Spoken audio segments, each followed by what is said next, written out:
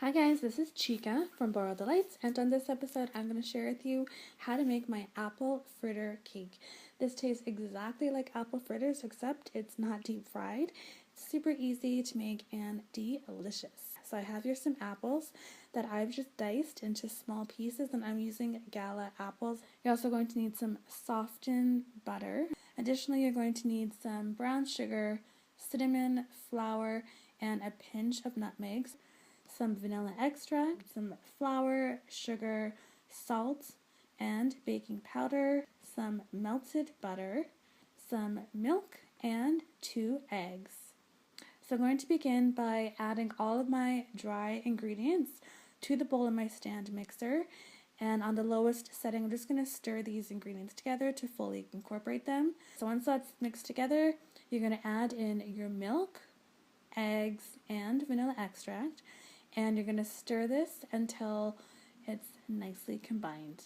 Of course, as always, you guys can just use a wide whisk in a bowl to make this recipe.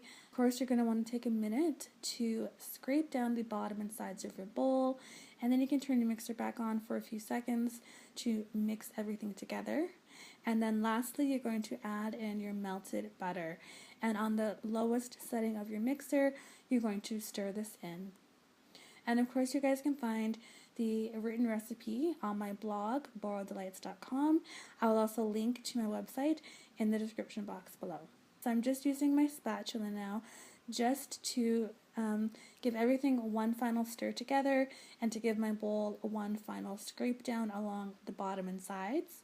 And then I'm going to pour my batter into my greased baking dish. I'm going to smooth out the top so the cake is nice and even.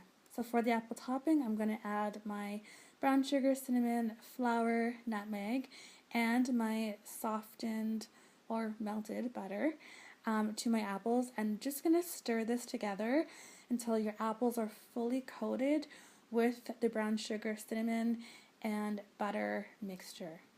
And it's going to look really kind of pasty, just like this. This is exactly what you want it to look like.